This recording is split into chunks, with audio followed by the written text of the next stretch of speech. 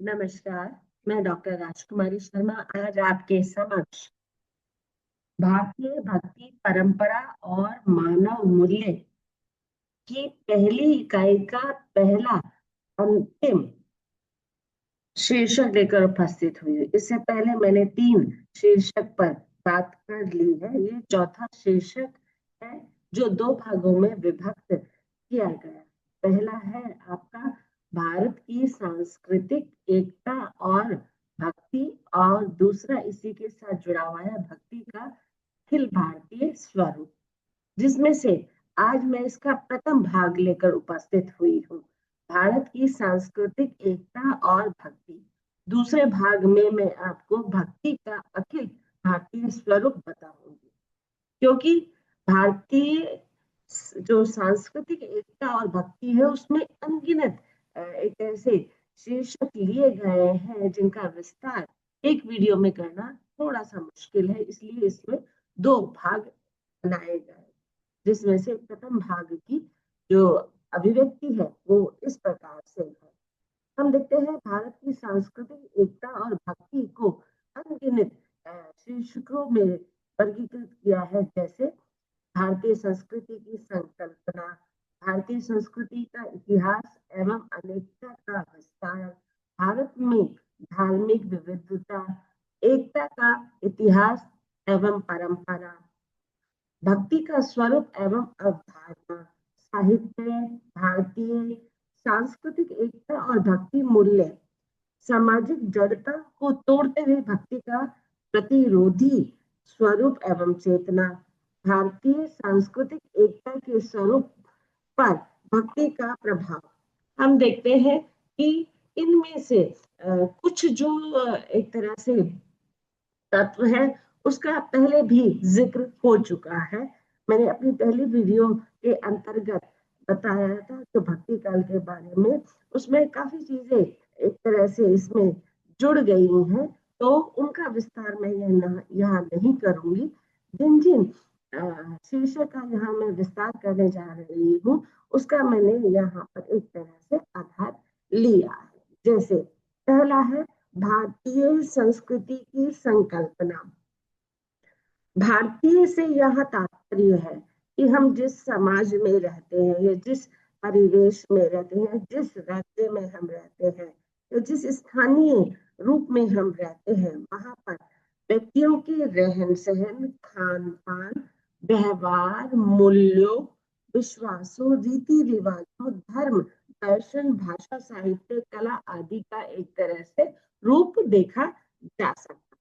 संस्कृति से तात्पर्य है समजमाकृति, 2 शब्दों के मेल से बना हुआ है। सम का अर्थ होता है उचित, या हम देखते हैं कि सही रूप में कहना, सही रूप से यह तात्पर्य है तथ्य तर्क के आधार पर, और कृति से यह तात्पर्य है कार्य, अर्थात सही रूप में किया गया कार्य। संकल्प से यहाँ तात्पर्य है, संकल्पना से यहाँ तात्पर्य है एक तरह से संकल्प लेना, वादा करना, निश्चय करना कि हमें ये काम करना है। तो उस रूप में हम देखते हैं भारतीय संस्कृति का आधार एक तरह से प्रस्तुत करने का भरसक प्रयास किया। हम देखते हैं कि हम जिस देश में रह रहे हैं, यानी कि भारतीय देश में हम रह रहे हैं, और यहाँ पर हम देखते हैं कि अनेक प्रकार की संस्कृतियां एक तरह से राज्य करती हुई आई हैं, और उसमें बहुधर्मी देश के होने के कारण हम देखते हैं कि सभी धर्म को एक तरह से एकता के सूत्र में पिरोकर रखा गया,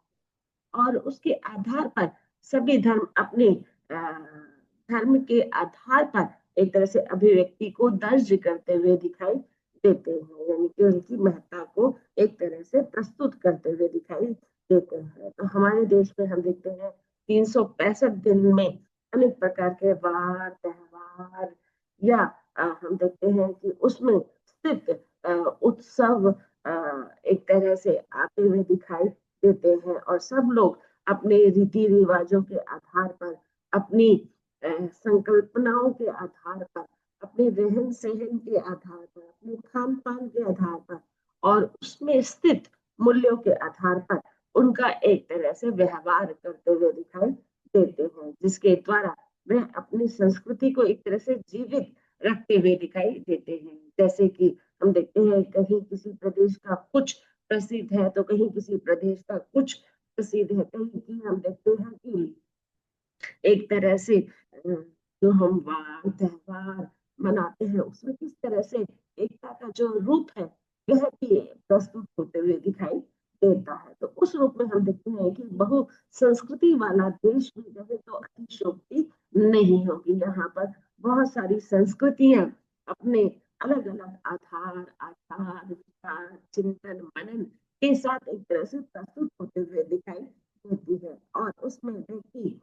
अपनी भाषा के माध्यम से, जैसे अभी मैंने बताया कि हमारे यहाँ बहुभाषी देश भी है, तो यहाँ पर हम देखते हैं कि 22 भाषाओं के आधार पर एक तरह से लोग अपनी अभिव्यक्ति का जो रूप है वह दर्ज करते हुए दिखाई देते हैं और उसमें स्थित 16 बोलियों के द्वारा कार्य विधि को भी एक तरह से दर्शाते हुए दिखाई देते हैं। उस आधार पर हम देखते हैं कि अलग अलग प्रकार की कलाकृतियां भी हमारे देश में विराजमान है। हम देखते आदिकाल से लेकर अब तक अनेक प्रकार की संस्कृतियों के संसर्ग में हम आते हुए दिखाई देते हैं, जिसके द्वारा हम अनेक प्रकार के मूल्यों से, अनेक प्रकार के विश्वासों से या अनेक प्रकार के जो खान पान है वह भी हमारे देश की एक तरह से विविधता को दर्शाते हुए दिखाई देते हैं। जितना यहाँ पर हम देखते हैं भाषा के आधार पर, बोली के आधार पर या राज्यों के आधार पर अनेक प्रकार के खान पान की व्यवस्था का जो मर्म है वह देखते हुए ही दिखाई देता है। हम देखते हैं कहीं का एक तरह से सांबर डोसा बहुत चलन चालन में साउथ का, जैसे हम देखें और हम देखें कि भारतीय परिवेश में जो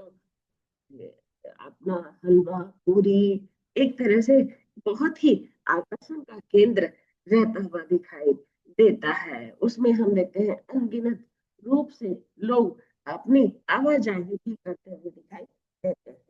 भारतीय संस्कृति का इतिहास एवं अनेकता का विस्तार, हम देखते हैं कि हमारी भारतीय संस्कृति में एक तरह से अनेकता का जो विस्तार है वह दर्शाया गया है। एकता में अनेकता का विस्तार दर्शाया गया है। जैसे कि मैंने यहाँ पर धर्म के बारे में बताया है,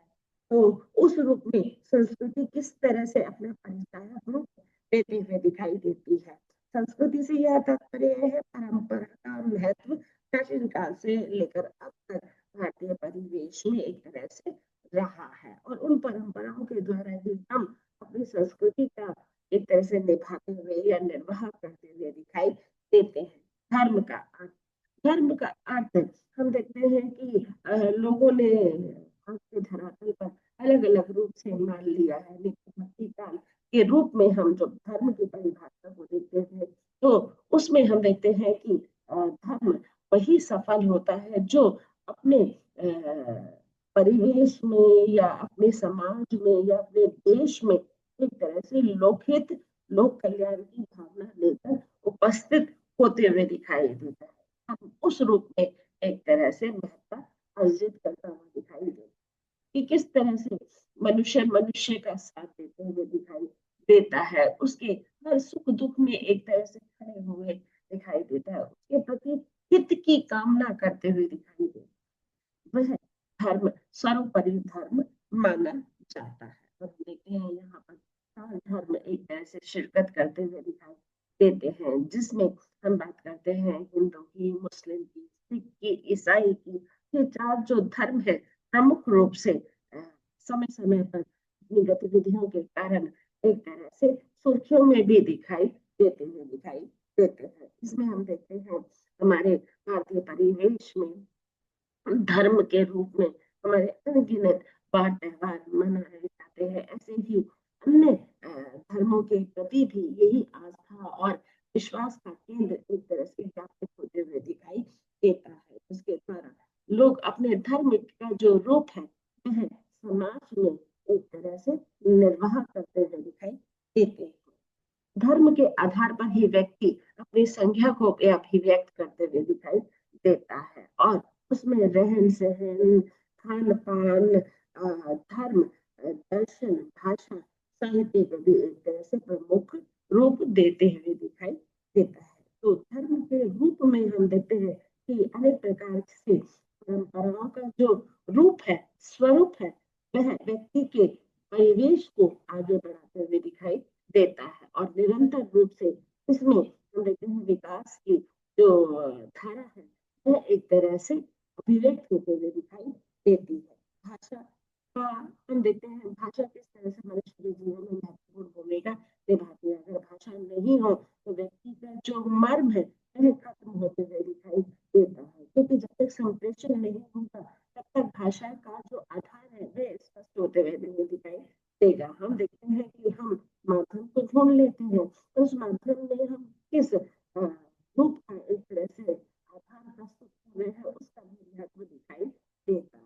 तो भाषा व्यक्ति के जीवन में एक हम कहें कि सेतु का कार्य करती हुई दिखाई देती है, जिसके द्वारा यह अपने भावों को, विचारों को, ज्ञान को और अनुभवों को एक दूसरे से साझा करता हुआ दिखाई देता है। हम देखते हैं कि प्राचीन काल से लेकर अब तक भाषा में बहुत सारे परिवर्तन और भाषा निरंतर बदलते हुए या परिवर्तनशील दिखाई गई है, क्योंकि भाषा परिवर्तनशील है, नियम भी है। कहते हैं तार कोस पर पानी बदले, तार कोस पर वाणी बदले, तो उसके आधार पर जो भाषा है वो परिवर्तित का केंद्र एक तरह से बनते हुए दिखाई देती है, जिसके द्वारा हम देखते हैं कि हम अपनी लिखित अभिव्यक्ति को एक तरह से सुरक्षित रखकर आगे की ओर प्रसार करते हुए दिखाई देते हैं। तो उस रूप में भारतीय संस्कृति जो इतिहास है यह भाषा के रूप में भी एकता में अनेकता का जो स्वर है वह मिलाते हुए दिखाई देता है। संस्कृति की विविधता, जैसे कि मैंने आपको बताया कि यहाँ पर अनेक प्रकार के धर्म है, अनेक प्रकार की संस्कृति है, जिसके द्वारा हम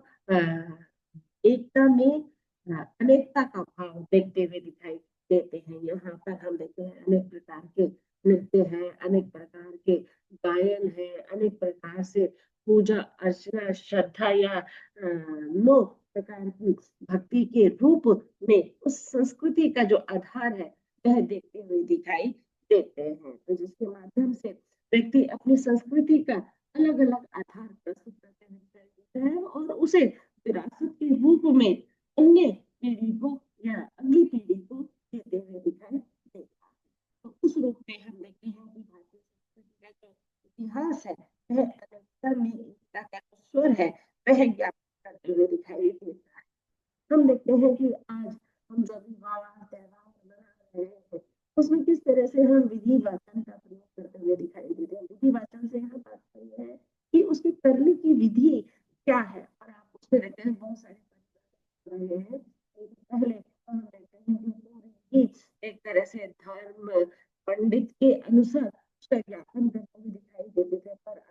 समय के अभाव के कारण देखते हैं कि उसमें भी अनेक प्रकार से परिवर्तन हो गया है, जो आज की पीढ़ी के लिए एक तरह से हम कहें कि सही रूप में अंकन भी होते हुए दिखाई देता है, पर हम देखते हैं कई रूपों में हम उसका पतन भी करते हुए दिखाई दे रहे हैं। पर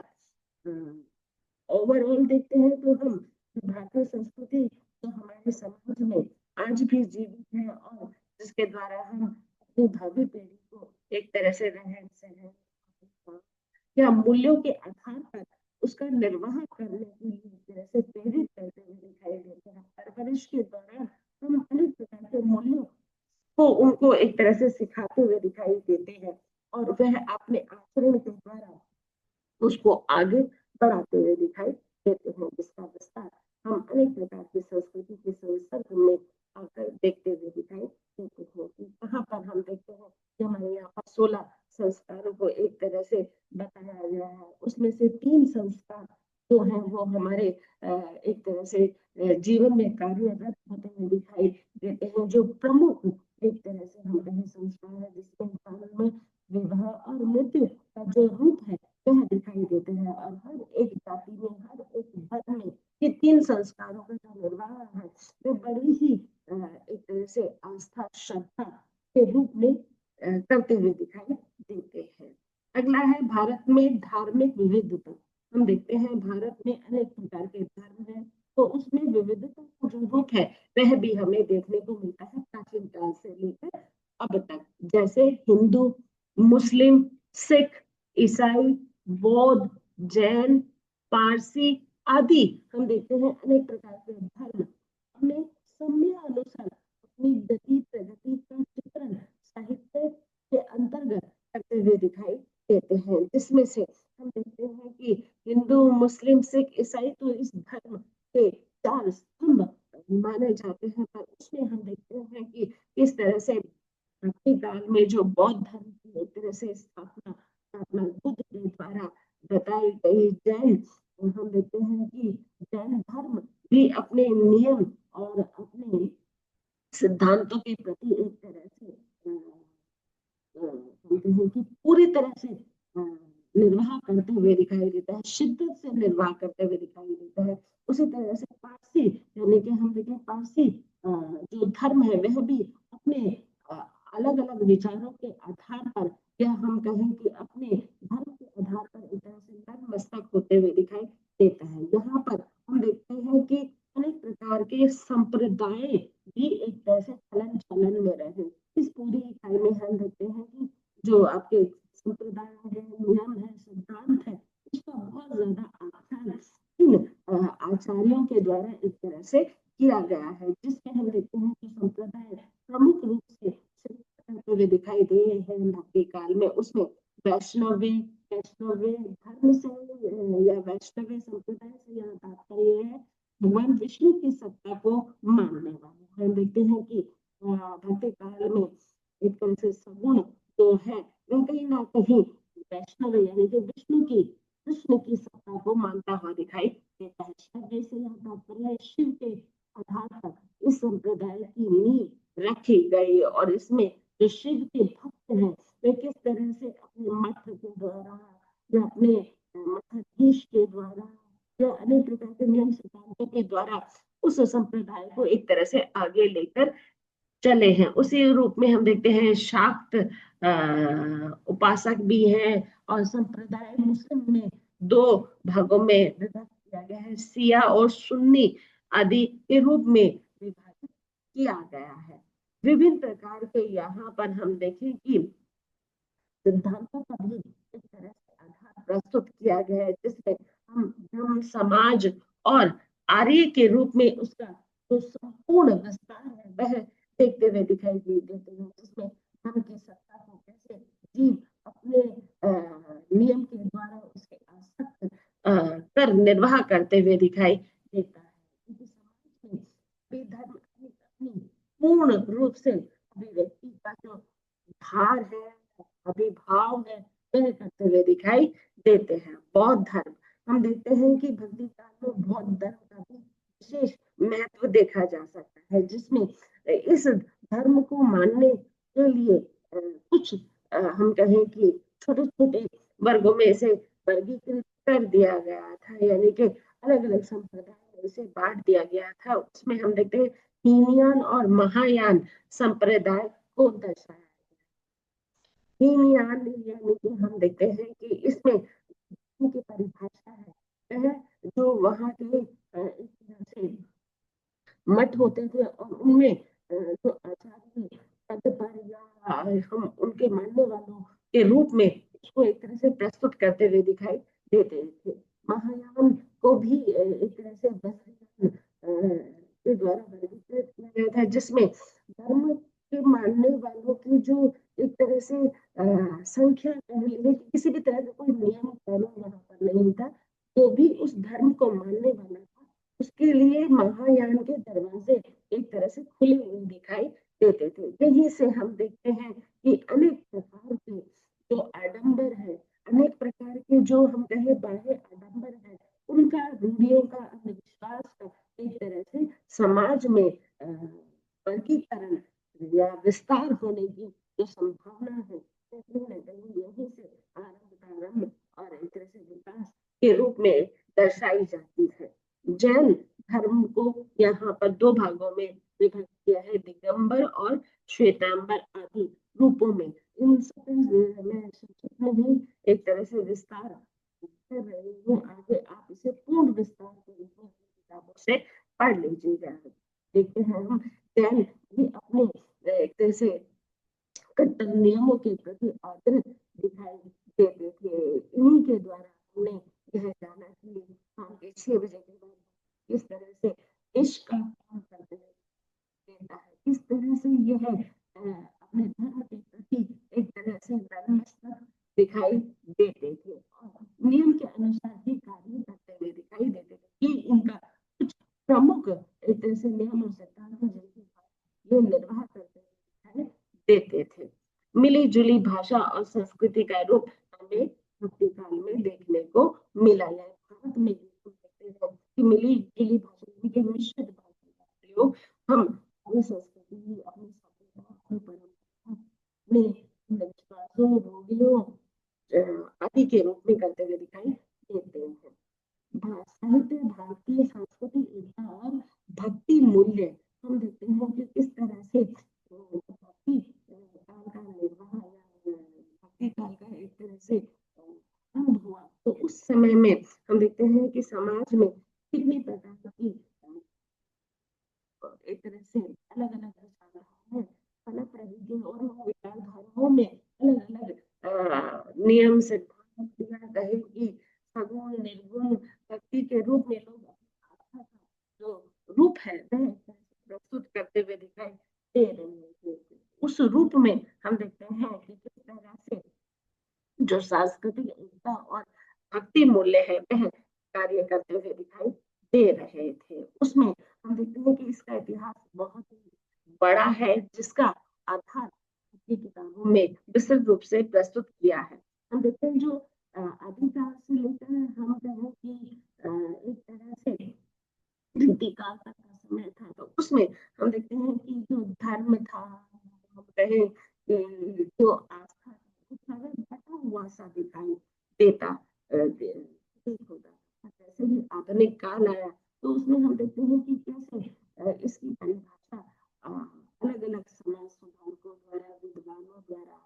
द्वारा एक तरह से बदलते हुए दिखाई दी। देश को एकता के सूत्र में एक तरह से बांधते हुए दिखाई दिया, जहाँ विखंडन हो रहे थे, खंडन हो रहे थे, अपने काल में हम देखते हैं कि उसकी परिभाषा अनेक विद्वानों के द्वारा एक तरह से बदली और उसमें राष्ट्रीयता का जो स्वर है, जो बिगुल है, वह बजने के रूप में दिखाई दिया। उसमें हम देखते हैं कि किस तरह से अलग अलग आधार पर उस एकता को